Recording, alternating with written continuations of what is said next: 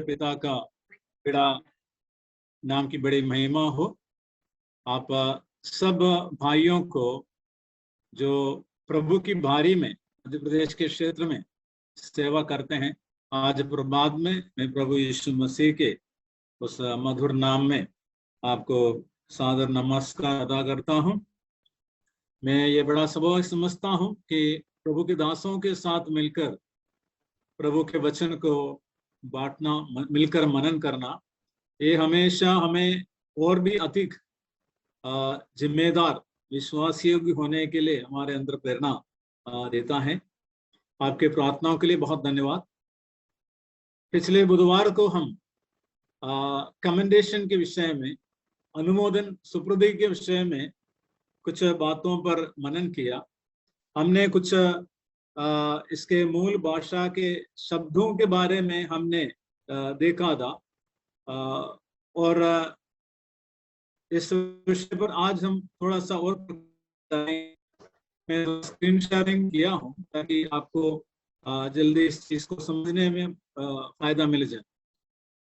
मैंने पिछले दिन में देखा, सेवा सेवक शब्द में बड़ा व्यापक अर्थ है और बड़ा कार्य क्षेत्र है इसका, जबकि वर्तमान समय में उस शब्द को सुसमाचार तक के लिए इस्तेमाल किया जाता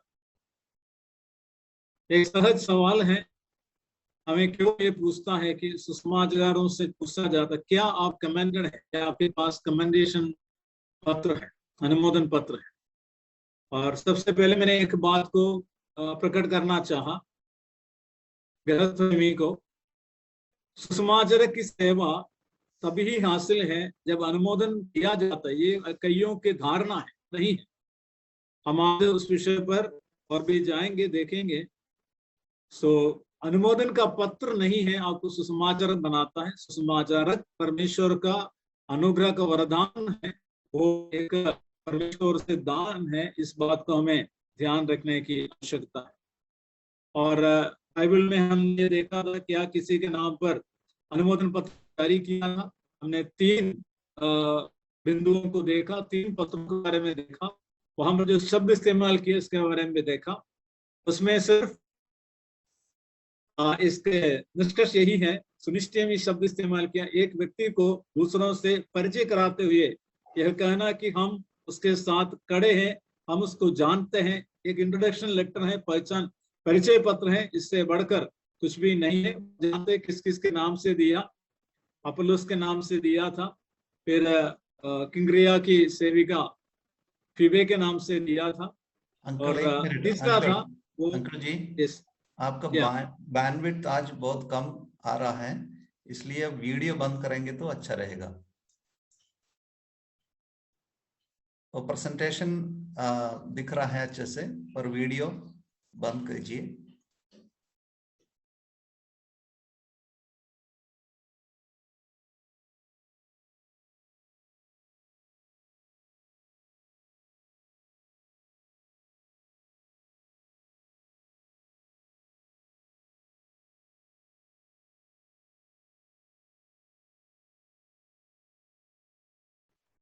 अब सुनाई दे रहे? जी सुनाई दे रहे। अच्छा, ठीक है। हम ये देख रहे थे कि सुनिश्चय शब्द इस्तेमाल किया था उस परिचय पत्र के लिए, जिसका हमने देख लिया। सिर्फ एक परिचय पत्र का मायना था, अपुल्लुस के नाम से एक कलीसिया से दूसरे कलीसिया जा रहा था और वह उपदेशक था। फिर एक सेविका जब वो रोम को जा रही थी, तब पौलुस ने उसके नाम से एक परिचय पत्र दिया था। वो रोमी 16:1 में हम देखते हैं। और फिर हमने देखा यहूदा क्षेत्र से, यरूशलेम से निकले कुछ कथना वाले विश्वासी, उसी के ही बड़े तात्पर्य से प्रचार करने वाले थे। उन्होंने भी उस प्रकार के एक सिफारिश पत्र लेकर आया था। यह एक सुसमाचार सेवक के संबंध में मायना नहीं रखता है, प्रभु का वचन ये बहुत। फिर हमने देखा कमेंडेड शब्द, अनुमोदन शब्द, सौंपा हुआ शब्द हम पढ़ते हैं, वो प्राचीनों को ठहराने के वक्त में था। एक जो पहली मिशनरी यात्रा के पश्चात जब पौलुस लौट कर आ रहे थे, तब उन नए से स्थापित कलीसियाओं में उसने इस कार्य को किया। प्राचीनों को ठहराया, तब उन्हें प्रभु के हाथ में सौंपा था। फिर इफिसुस के कलीसिया के प्राचीनों को सौंपा था। वो प्रेरितों के काम 20 के 32 में पढ़ते हैं।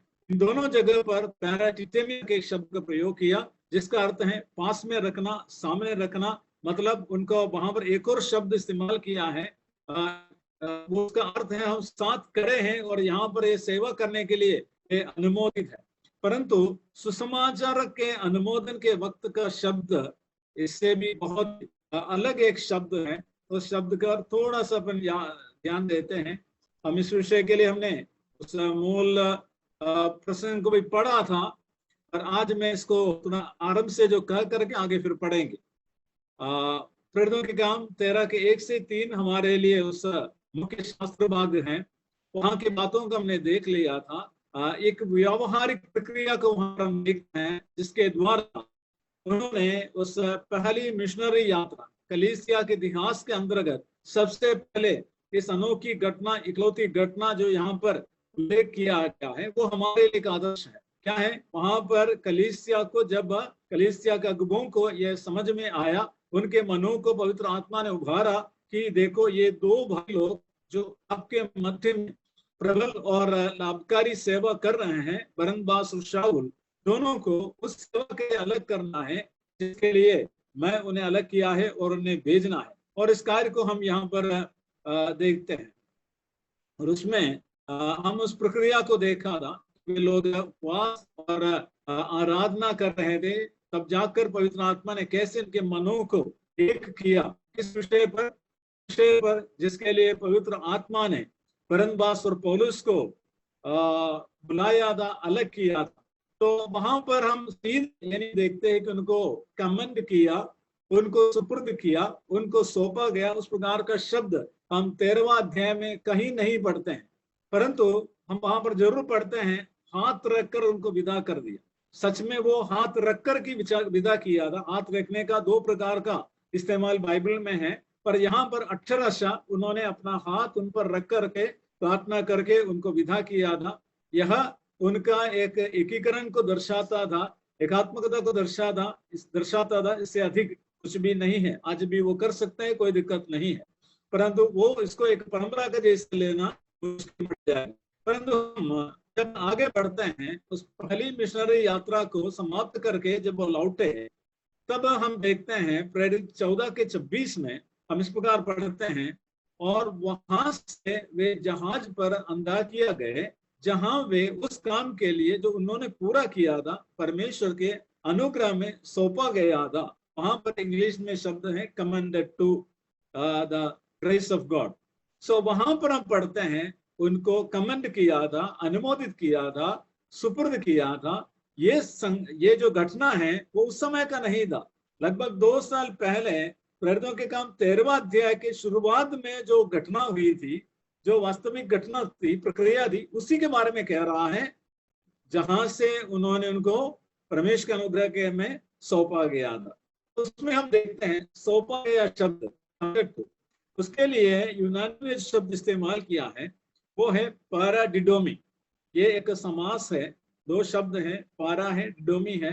दोनों मिलाकर के अर्थ आता है सौंप देना, सुपुर्द करना।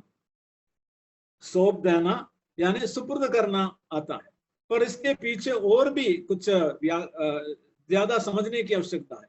क्यों सौंपता है, क्यों सुपुर्द करता है, इसका आंसर भी आना चाहिए। वो हमारे लिए वो 14 के 26 में है। वो कहते हैं इसलिए सुपुर्द किया था कि वे उस काम को करें जिसके लिए उन्हें अलग किया था। प्रभु सहायता करे। सो हमें इसको बहुत ध्यान रखना है। सो सुसमाचारक को कमेंड करना, उसको अनुमोदित करने के पीछे एक विशेष मकसद जरूर होता है जो परमेश्वर पवित्र आत्मा प्रकट करता है। और दूसरा इसमें वो किसको सौंपना है वो भी इसके अंदर सम्मिलित है। मैंने ब्रैकेट में डाला, विशेष मकसद से किसी के पास या किसी के हाथों में, जैसे कोई धरोहर या ताती को रखते हैं, उसको विश्वास योग्य और सुरक्षित रखने वाला समझकर एक ताती को, एक धरोहर को सौंपते हैं। उसी प्रकार का एक प्रक्रिया है वास्तव में पैराडिडोमी शब्द से आता है। सो एक सेवक को अनुमोदन करना काफी गंभीरता रखने वाली बात है। उसकी सेवकाई में भी बहुत महत्व है, वो जवाबदेह है, विश्वस्त रहने की आवश्यकता है। और हम देखते हैं मकसद क्या था वहां पर, हम इतना पढ़ते उस काम के लिए जो उन्होंने पूरा किया था, उस काम के लिए जो उन्होंने पूरा किया था, वो काम उनको सौंपा था पवित्र आत्मा ने। और वो कौन सा काम था? प्रेरित 13:2 में इतना पढ़ते हैं, पवित्र आत्मा ने कहा मेरे लिए बरनबास और शाऊल को उस काम के लिए अलग करो जिसके लिए मैंने उन्हें बुलाया है। तो वहां पर इतना ही कहा है, इतना स्पष्ट नहीं दिखता है, पर हमें मालूम हो जाता है उनका कार्यकलाप को जब देखते हैं, लौट कर आए। इसी से जो कलीसिया की स्थापना हुई, हम ये निष्कर्ष पर पहुंचते हैं कि पवित्र आत्मा के भेजे हुए वे नगर नगर सुसमाचार का प्रचार करके लोगों को उद्धार का निश्चय में लाकर, चेलों का समूह बनाकर, जगह जगह कलीसिया की स्थापना करके उनके लिए प्राचीन भी ठहराकर लौट आए। कितने महत्वपूर्ण, कितने परमेश्वर के आत्मा के अनुग्रह से परिपूर्ण काम को उन्होंने किया। सुसमाचार सुनाना अनुग्रह का काम है, विश्वास में किसी को आना परमेश्वर का अनुग्रह का काम, किसी को शिष्यता में बढ़ाना परमेश्वर का अनुग्रह का काम है, कलीसिया की स्थापना होना परमेश्वर का अनुग्रह का प्रमाण है। प्रयोग वहां पर अनुग्रह के वरदान को पहचान करके प्राचीन ठहराना, वो भी अनुग्रह का काम है। सो ये दोनों भाइयों ने बिल्कुल परमेश्वर के अनुग्रह पर निर्भर रहकर वो कार्य को किया और वापस लौट आया। और वहां पर एक और सवाल का जवाब है, किसके पास या हाथों सौंपा गया था, इन्हें सुपुर्द किया गया था। सुपुर्द करना ही इसके सबसे बढ़िया एक अर्थ मिलता है। परमेश्वर के अनुग्रह में सौंपा यानी सुपुर्द किया था, मतलब सुसमाचार का अनुमोदन यानी कमेंडेशन किसी मनुष्य के या किसी कलीसिया या किसी मसीह संस्था के हाथों सौंपने सुपुर्द करने का, ये हमारे अंदर हमें कूट कूट कर भरना है। सुसमाचार का अनुमोदन किसी मनुष्य को प्रसन्न करने के लिए या मनुष्य के सामने अभिनंदन करने का नहीं है, किसी कलीसिया के पास सौंपने का नहीं है, किसी संस्था के पास सौंपने का नहीं है, परंतु एक छोटा सा एक डेफिनेशन के रूप में यहाँ पर लिखा है। अतः बाइबल प्रकट करती है कि अनुमोदन यानी कमेंडेशन वह आत्मिक प्रक्रिया है जिसके द्वारा सुसमाचार सुनाने का अनुग्रह का वरदान प्राप्त और उस वरदान की सेवा विश्वस्तता तथा उत्साह से करने वाला भाई बहन को कलीसिया एकमत होकर परमेश्वर के अनुग्रह में तब सौंपते यानी सुपुर्द करते हैं जब पवित्र आत्मा कलीसिया के अगुवों को के मनों को अपने मनसा के अनुसार उभारता है। ये ध्यान रखना, मैंने इसको स्वयं तैयार किया है। सो कुछ मिस्टेक भाषा आ सकते हैं, कहने तात्पर्य है यह एक गंभीर आत्मिक प्रक्रिया है, परमेश्वर पर निर्भर रहकर करना है। पहले उस व्यक्ति के वरदान को पहचानते हैं, उसके फलदायी और विश्वस्त सेवा को जानते हैं, कलीसिया को परमेश्वर का आत्मा एकमत करते हैं, फिर वो परमेश्वर के अनुग्रह के हाथों में सौंपते हैं ताकि वे उस परमेश्वर के मनसा के, पवित्र आत्मा के मनसा के अधीन होते हैं, इसको प्रकट करते हैं। यो इसलिए बहुत ही गंभीर और बहुत ही आत्मिक मायने का एक कार्य है, सेवा है। प्रभु इस करने के लिए हमारी बड़ी सहायता करें। फिर एक बात और देखते हैं, आपको इसको पढ़िए, प्रेरितों के काम 15:40। प्रेरितों के काम 15:40।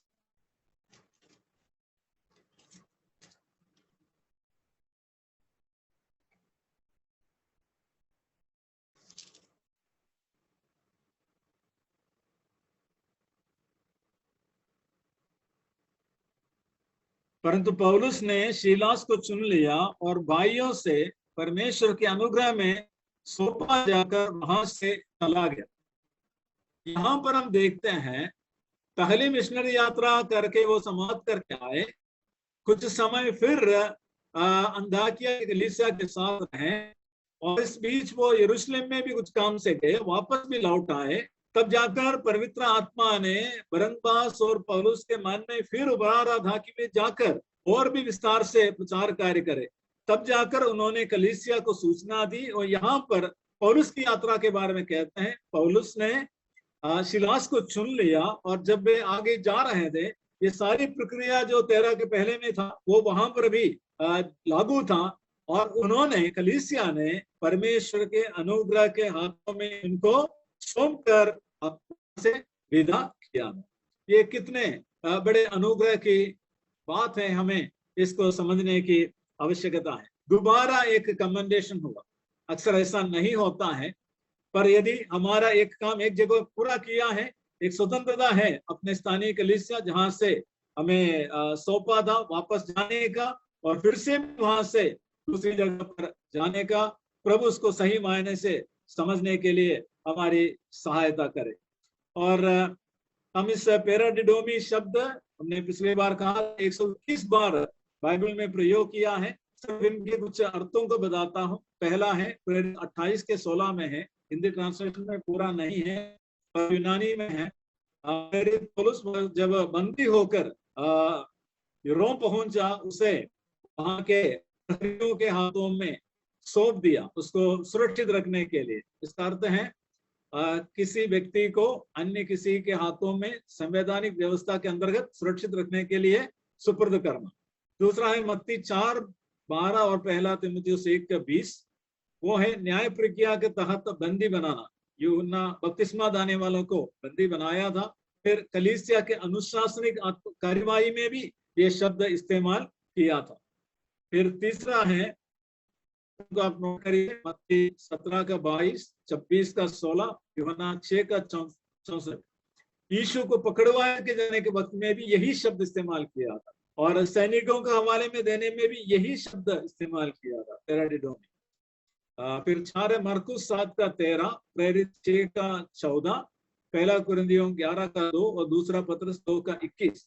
वो है व्यवस्था की विधि रीति और फरीसियों की परंपरा आदि लोगों को सौंपना, आचरण के लिए सौंपने के लिए यही शब्द इस्तेमाल किया था।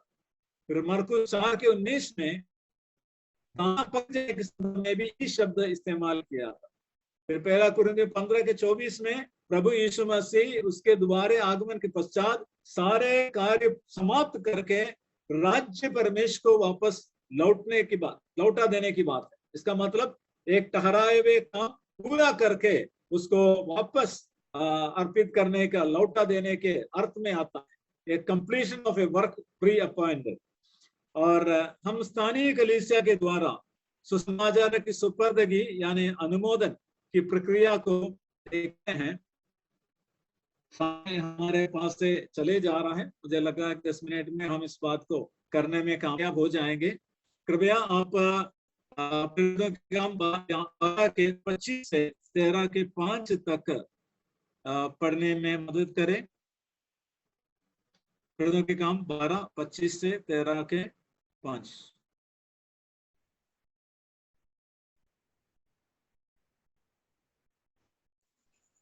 बारह का कौन सा सर? 12 का 25। ओके जी 12 का 25। जब बरनबास और साउल अपनी सेवा पूरी कर चुके तो यूहन्ना को, जो मरकुस कहलाता है, साथ लेकर यरूशलेम से लौटे।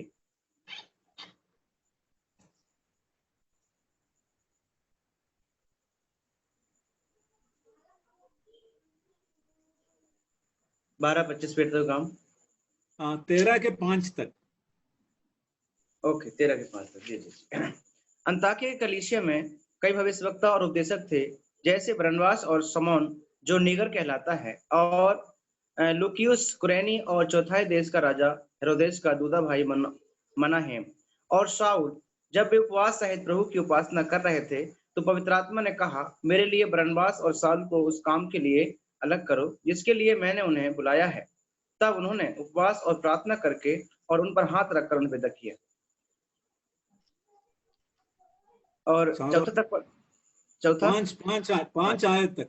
ओके, अतः वे पवित्र आत्मा के भेजे हुए सिलूकिया को गए और वहां से जहाज पर चढ़कर साइप्रस को चले और सलमीश में पहुंचकर परमेश्वर का वचन यहूदियों के आराधनालयों में सुनाया। यूहन्ना उनका सेवक था। धन्यवाद। यहाँ पर हम कुछ बातों को देखते हैं, स्थानीय कलीसिया के द्वारा कैसे उनको कमेंट किया था। मैंने यहाँ पर जो ऑब्जर्वेशंस, निरीक्षण लिखा है इस प्रकार है। पहला, बरनबास और शाऊल कम से कम 2 वर्ष से अंताकिया की कलीसिया में उपस्थित होकर आत्मिक सेवा करते आ रहे थे। ये प्रेरित 11 के 22 से 26 आप पढ़े तो मालूम पड़ जाएगा। और 13 के 1 में हम देखते हैं वे वहां पर उपदेशक और भविष्यद्वक्ता के उस श्रेणी में सम्मिलित अगुवे थे। दोनों भाई बरनबास और शाऊल वे उपयोगी सेवा कर रहे थे। वे पहले से वरदान युक्त तथा उपयोगी सिद्ध हुए थे।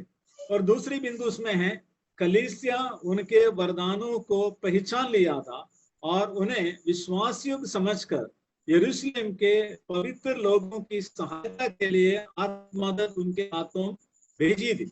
ये प्रेरितों के काम 11 के 29 और 30 में पढ़ते हैं। मतलब ये विश्वास योग्य लोग थे, वहां की कलीसिया में सेवा दे रहे थे, उनको कुछ काम सौंप कर आगे भिजवा सकते थे।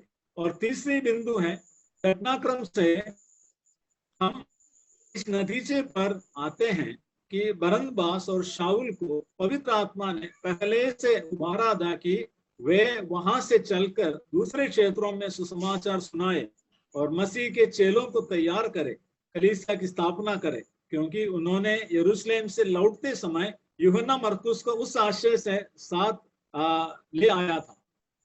मरकुस के बारे में हम 12 के 25 में पढ़ते हैं। वो वहां पर यरूशलेम में रह सकता था, उसके घर में ही मंडली की मीटिंग हो रहा था, वो वहां पर उपयुक्त एक भाई था, उसको उसके साथ आने की कोई आवश्यकता नहीं थी।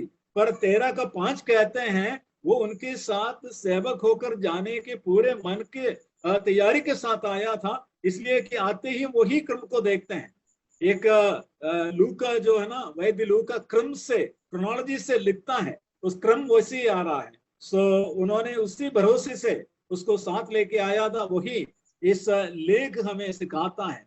सो उनके लौटते ही कलीसिया के अगुवों की विशेष उपवास और उपासना सभा का उल्लेख है, जो प्रकट करता है कि यरूशलेम यात्रा से पहले ही बरनबास और शाऊल ने कलीसिया को अपनी बुलाहट के बारे में अवगत कराया था और अगुवों ने जरूर उस विषय को लेकर परमेश्वर की इच्छा से आश्वस्त होने के लिए लगे हुए थे, क्योंकि उस यात्रा पूरा करने में महीनों लगा था, उन्हें काफी वक्त मिल गया था। तात्पर्य है कलीसिया के अगुवे बरनबास और पौलुस के इस बुलाहट को सुनने के पश्चात भी ठहरे रहे, इस निश्चित करने के लिए कि परमेश्वर की बुलाहट, पवित्र आत्मा की विशेष योजना उनके विषय में है। ठहरे रहना अवश्य है, इसके लिए भी एक समय सीमा है।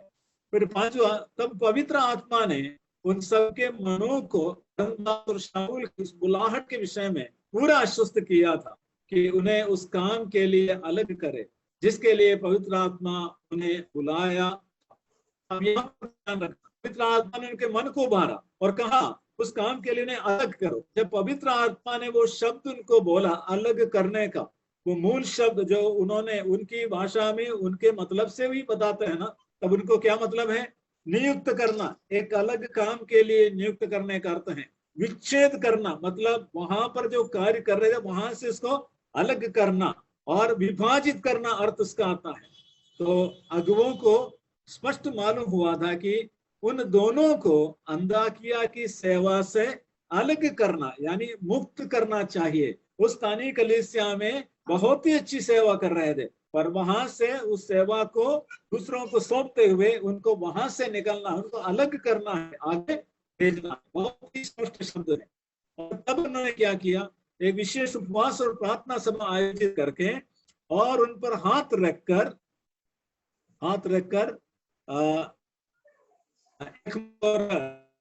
प्रकट करते हुए वो विदा करने के जो शब्द है वो भी बहुत दिलचस्पी है। मूल भाषा में इसका अर्थ है खोल देना, छोड़ देना, स्वतंत्र करना। स्वतंत्र उन्हें उस विशेष काम के लिए पूरा पूरा उन्होंने छोड़ दिया था। ये कितना अद्भुत है, परमेश्वर का आत्मा ने एक शब्द को भी वहां पर कितने स्पष्टता से इस्तेमाल किया। सो कमेंडेशन मतलब तभी महत्वपूर्ण होता है, पैराडिडोमी का अर्थ तभी महत्वपूर्ण होता है जब हमें एक भाई को उसके व्यापक सेवा के लिए अपने स्थानीय कलीसिया की सेवा से स्वतंत्र करके, मुक्त करके आगे भिजवाना होता है।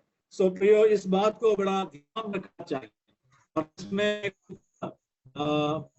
बिंदु है, चाहे वहां उल्लेख नहीं, पर 14-26 प्रकट करता है कि उपवास और प्रार्थना के द्वारा पूरी मंडली मिलकर अपने परमेश्वर के अनुग्रह में सौंपा था, यानी सुपुर्द किया था, परंतु कोई सुपुर्दी की कमीशन पत्र तो नहीं दिया था और आगे भी नहीं दिया था। कारण था क्योंकि वे ऐसे जान पहचान के किसी समूह के पास नहीं जा रहे थे जिससे उन्हें उस पत्र का लाभ होवे।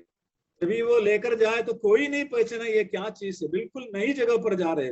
फिर सच में यह कार्य के द्वारा कलीसिया ने सिर्फ ये प्रकट किया था कि वे परमेश्वर की इच्छा का अनुमोदन करता है, ना कि व्यक्ति का अभिनंदन करता है, परमेश्वर की इच्छा का अभिनंदन करता है। परंतु आज के परिदृश्य में कम्युनिकेशन की आवश्यकता है, इस बात पर हम प्रकाश डालेंगे। और 8वां बिंदु है, इसके प्रेरित 14-26 से जब पढ़ते हैं वहां पर कुछ बातों को जरूर मालूम जाता है। आप उस आयतों को भी पढ़ोगे, 2-3 मिनट मुश्किल से मेरे पास। जी। और वहां से वे जहाज पर अंताकिया गए, जहां वे उस काम के लिए जो उन्होंने पूरा किया था परमेश्वर के अनुग्रह में सौंपे गए थे। वहां पहुंचकर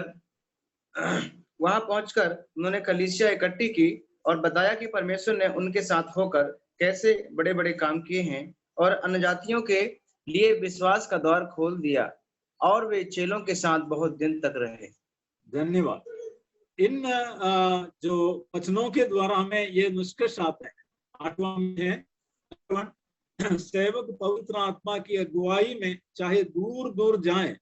उन दिनों में ऐसा संचार माध्यम नहीं था, मोबाइल के जैसे, टेलीफोन के जैसे, पत्राचार भी नहीं था, तो भी वह अपनी मूल कलीसिया के प्रति जवाबदेह रहे और अपनी सेवा का ब्यौरा सिर्फ उनको ही देना था और ऐसा ही किया था। आज भी इसमें कोई दूसरा मायना नहीं है। हमारे प्राथमिक जिम्मेदारी अपनी स्थानीय कलीसिया को देना है, उसे अन्य रीति से हमें प्रकाशित करने का कोई इजाजत बाइबल नहीं देता है। सिर्फ अपने कलीसिया जिसने हमें अनुमोदित किया उनको देना।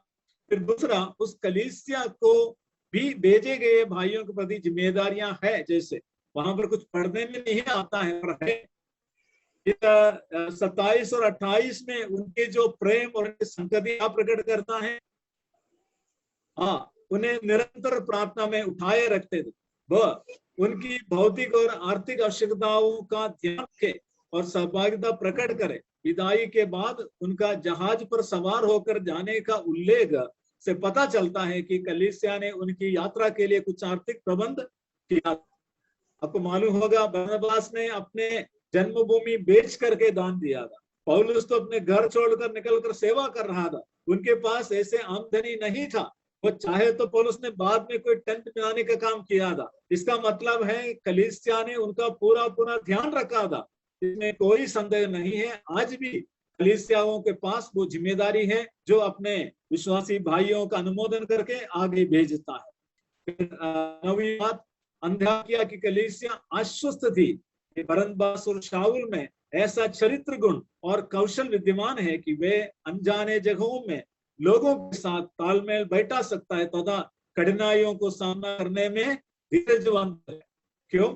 क्योंकि अंताकिया आने से पहले कि उनकी सेवा कार्य इसको प्रकट करता, वो जानते थे ये दोनों भाई प्रतिकूल परिस्थितियों को सामना करने के लिए नई नई जगहों पर जाकर के, अलग अलग बोली बोलने वालों के पास जाकर, अलग संस्कृति रखने वालों के पास जाकर तालमेल बिठाने में, उनके पास वचन सुनाने में वे सक्षम है, वो जानते थे। तब जाकर ये प्रक्रिया हुआ था। तो इतनी सारी बात किस प्रकार कितना आपको समझ में आया मुझे पता नहीं है, प्रभु सहायता करे। कुछ बात और मैं कहने वाला था पर मैं और हमने इस प्रक्रिया को जैसे देखा उसको लेकर 13 के 5 तक और 14 के 26 से 28 तक मिलाकर जब हम मनन करते हैं, हमें बहुत स्पष्ट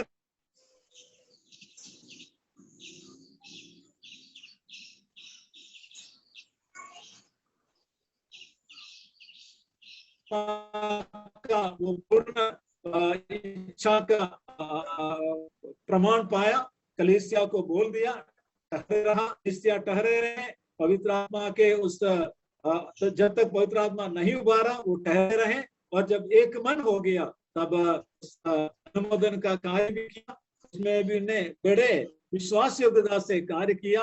उन दोनों भाइयों ने अपने जवाबदारी भी पूरा किया, काम पूरा करके लौट आकर के सारी बात बता दिया और उनके साथ रहा, और कलीसिया ने भी उनके आगमन के लिए प्रतीक्षा कर रही थी, उनके लिए साथ कर रहे थे, उनका प्रबंध करने में हाथ बढ़ाए थे, और कलीसिया जानते थे ये दोनों भाइयों को चरित्र, उनके कौशल, उनकी क्षमता, उनके वरदानों के बारे में अच्छी तरह जानते थे, तब जाकर उनको आगे भेजे थे। प्रभु इन वचनों से हमारी सहायता करे, क्षमा करिए, मैंने 8